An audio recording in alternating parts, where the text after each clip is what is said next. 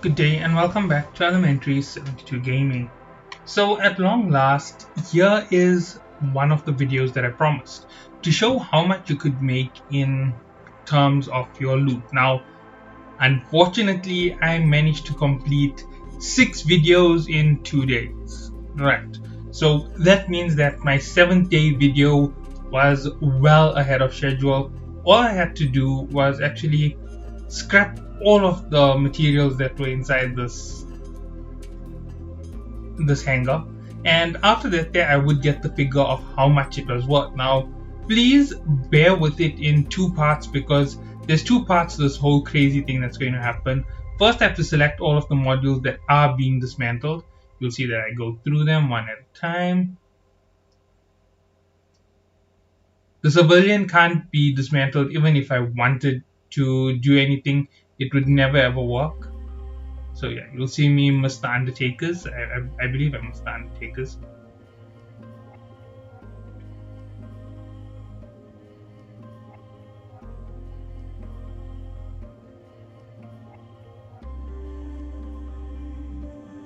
Okay, so here is something to note about this here. As you can see, the value at the bottom shows 3 million.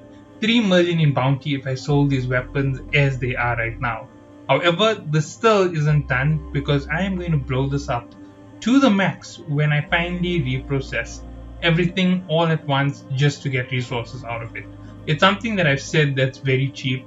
If you have the right resource skills, and if you go through your items, obviously I'm talking about your large items, and you start scrapping them from T9 upwards, you're going to find some players who are doing the high sec ratting situation, and some of them are just going to sell this gear straight. They're not going to do what I'm doing right now in forms of scrapping. And depending on the player, the scrapping can really be worth a lot. Now, my scrapping is really weak. I forgot that I only had 2 ticks or 3 ticks into scrapping because I was more focused on my firepower and my manufacturing capabilities. I never worried about reprocessing. It's one of my weaknesses overall, so yeah, that is something which I have to admit. Here we go.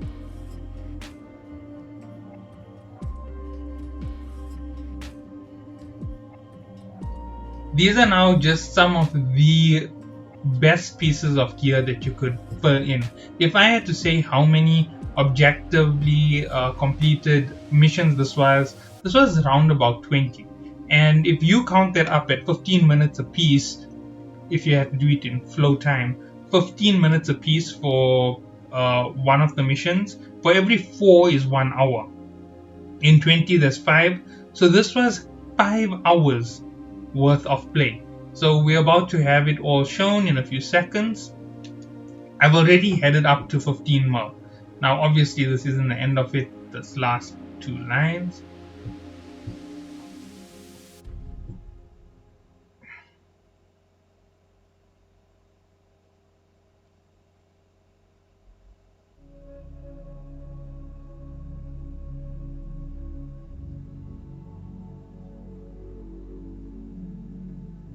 Okay, go down, go down, go down.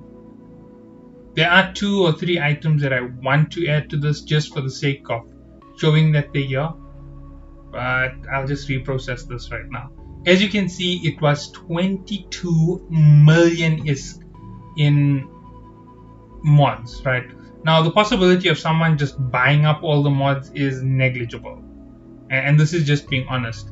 As you can see, scrap metal processing, 48% of the mats are being made. If I had a better result, this year would be double the figure possibly, so I definitely would have a lot bigger value in terms of those items.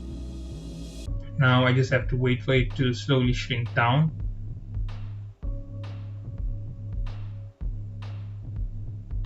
Alright, here we go. So everything shrunk down and I have a very small limit of items. I need to take a trip to the museum and drop off all of those artifacts. I have a hell of a lot of them, to be honest. And yeah, I've been getting ahead of myself on quite a lot of these. So here we go. Let's have a look at what it actually is worth altogether. I forgot about these. Yeah. these also have some value. Whether you want to count it as a big value or a small value, they hold value. At the end of the day, it makes them worth something. They part of the racking, so I had to claim them. I did clear out all of my inventory before I started the game, so oh yeah, here goes the quick sale. Okay, I only have 2. 1 million ISK, so that makes it 23 million ISK altogether in everything that was there. Okay, I went for sell now because there's always somebody taking it all immediately. There we go. All of it just went instantly. Now, you do know that there was 23 million in actual raw value for those items, and as I said, these are pre-recorded. I know that I go over selecting them and I have a look at the value as it displays right now. This is done off the average value from the market. I lost 1 million value. That's because of a purely one-sided situation or problem where I didn't have the scrap metal capability to actually shrink this amount of metal into a usable figure. Now, considering how much that is, 1.8 million from 20. If you had to do this on a daily standard, I'm actually going to stop it here because this is totally something else that's about to be shown. When it comes to that 1.8 million in titanium alone, that's 1.8 million ISK, right? You may think that is a joke overall, but think about it this way. You have items that require 20 and 30 million titanium, right? It's a good enough figure that it makes a difference. So you need 20 million, you need 30 million, whatever that crazy figure is. If you keep racking day in and day out, say for example you have just this Drake, it's all that you have, your entire armada is crashed out, you don't have any IP forms, you're broke, right? You're absolutely broke. You're at the end of your width. You need to make sure that you get to Omega the next month, and you want to build up an army.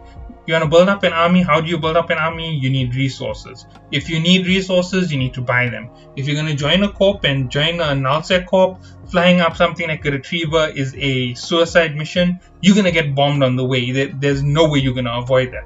So how do you do it? Do this farming method. You farm up your your random anomalies. Now 20 of them means 20 times 800,000, right? So every 2 is 1.6, so 16 million. 16 million ISK of direct rewards. Then you have 20 times 2, that gives you 40 million. So you have 46 million coming in from all of this grand total. I just want to go back 1 or 2 frames. I just want to double check something.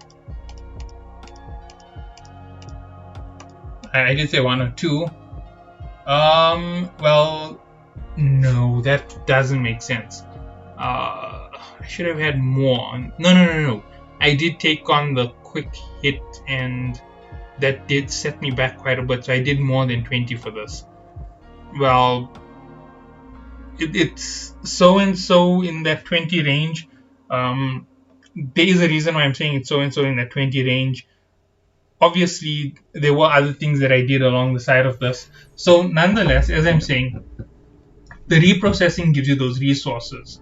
If you stack it up in HiSec, and say for example you have 150 million titanium, 150 million pyrite, 150 million Zaldron, all of these items all stacking up, you blast it on the HiSec market, you get rid of it, and then the next thing that you do is you just jump out into nullsec in your pod, because they might hit you in a pod, they might leave you alone, or you can just take a trip in your what you call this thing, your shuttle, and you'll be all the way up to the top into HiSec. And once you're up there, you have, say for example, as I said, you have 120 million, 120 plus from that entire collection. If it is at 40 million, like I'm saying, that's 40, 80, 120, 120 million altogether that you had there, plus 40, that gives you 160. Plus you still have the money from all your other mats to get your your rigs in, because it's bound to be someone with rigs up in nullsec in the corpse. So they're going to have rigs, they're going to have your mining lasers, and there you go. Now you have a ship to start mining with in nullsec. You join your company, you go for it, you mine, you're pulling in materials at a nice rate. Just to be honest, from a single trip of mining, I have those calculations in another video. It just shows you that there is a very big difference between the two types of play. If you have that there at your disposal, there is always the option of going after what you call this, compressed belts. If your company does compressed belt farming and you're going to have that there just for the sake of compressed belts, it's like going after a dead space. The money is insane. On average, a belt will a 24,000 cubic fill space will get you somewhere in the region of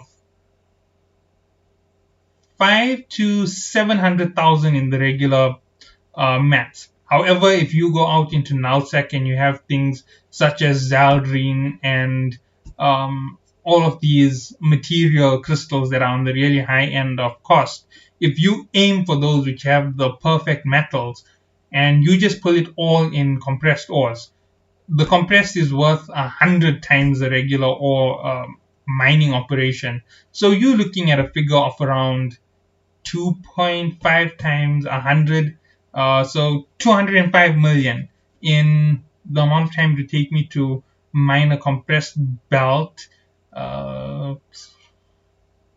15 minutes, maybe because of the richness of the metal, that figure will drop slightly, maybe 30 minutes. So 205 million in 30 minutes. If you are patient enough that you can wait around for a compressed belt in that sector, that's going to get you another win. So now you have one way of making super value on the rare occasion. Like, say, for example, you farm 5 days of the week in high sec. On the weekend, when your company has most of its members around, you jump into your corporation has most of its members around. You jump into nullsec, you do the farming, you find the compressed belts, you get as much compressed ore as you can.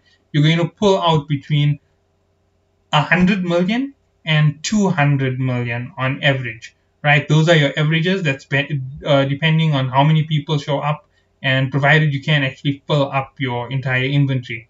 If you go out and you farm a compressed belt and all you're putting out is something like, I'm forgetting the names of the rocks. I think the one was Maxillian or Zalgrian or whatever it's called. It's a red rock. If you're pulling out materials like that, they have some of the heaviest values. If you're pulling them out in compressed ore alone, that's just like so much of materials for you up in nullsec. And on top of that, if you are doing that as your primary, you can now build up your ships. With 200, you're at half of the value of a Drake. 200 plus your week worth of farming in high sec, which is going to be another 160 million. That gives you 360 million.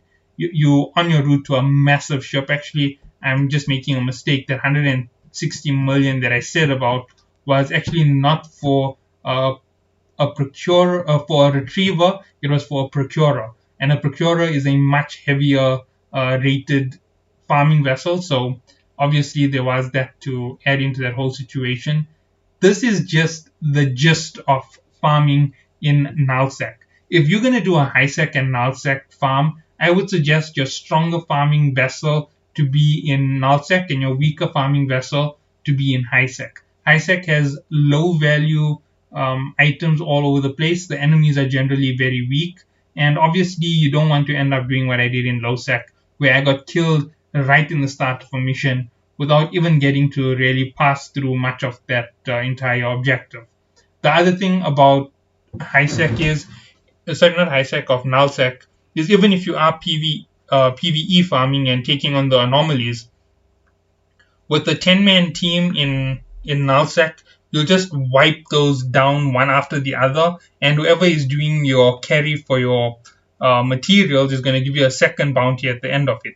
If you have somebody who's there just picking up stuff with a massive cargo hold, a big Tyra or a Badger, they're just going to fill up the entire hole, jump back to the station, craft it down into materials, and you're also going to be counting that as farming. Remember, I showed what this does, and this is just because you are a single player taking on all of these. If you have big teams, it's like 1 or 2 minutes to that entire encounter. I remember doing encounters where we split everything up with 3 different types of teams. One team taking on the battle cruisers, one team taking on the battleships, and another team taking on the fast small ships. And we literally wipe out the big ships in about a minute flat, and the small ships in about a second or two. And the small ships will go down, the medium ships will join them, and we all will just penetrate on the last little bit in the hull to break the battleships. And that would, in the end, result in us going straight from one wave to the next wave. In the medium wave, even though the number of ships has increased, the same thing happens all over again. We blast it out so quickly because of the amount of firepower that we just keep jumping from target to target, and by the time that wave is done, everything is dead. Then you reach final wave where there's almost 15 ships, and the guys who are fast just wipe out all the small ships. So there's nothing holding you down, nothing pegging you down, nothing increasing your damage intake. And all of a sudden, you just get these guys just flooding the back of your fleet, and you just wipe out that entire last wave in less than 2 minutes. So 2 to 3 minutes, sorry, 3 to 4 minutes, and you have a large done. Then you jump down, you do the mediums in the system. Then you jump down and you finish the smalls, which are just going to be an easy wipe for you because they 6, 7, and 8 in a wave. So 6, 7, and 8 is barely anything. You're just going to wipe, wipe, wipe. Everything is gone. By the time you get to the next level of anything that's going to spawn in that area, you're going to increase your chances of getting scouts and such. And everything is being picked up by whoever is doing the main gathering. They're generally going to run around with a stealth device fitted to their ship. So they'll go stealth, they'll pick up everything, and by the time you're done with your first hour to an hour and a half of farming, they've got a full cargo hold that's gone back and forth to a station at least twice when you're done with your hour worth of farming, and you've got this massive figure divided by 10 people. So let's work it out as a divided by 10 figure.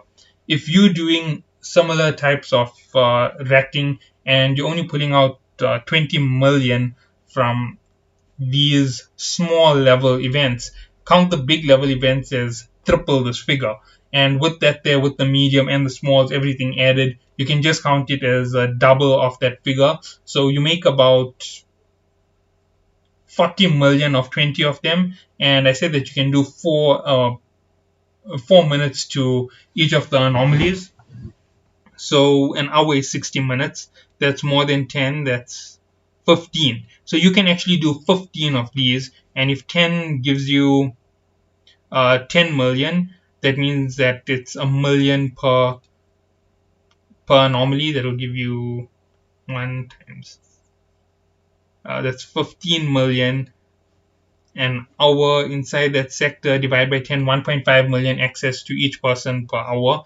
Plus the bounty tick, which is just going to go crazy because you're going to kill so many ships that it's going to be way more than that 2 million tick that you were expecting. You're going to be somewhere in the figure of not 2 million. Let's see. 2 million is a small. 3 million is a medium. 4 or 5 million is a large. So you're going to get about 4 to 5 larges in the immediate spawn.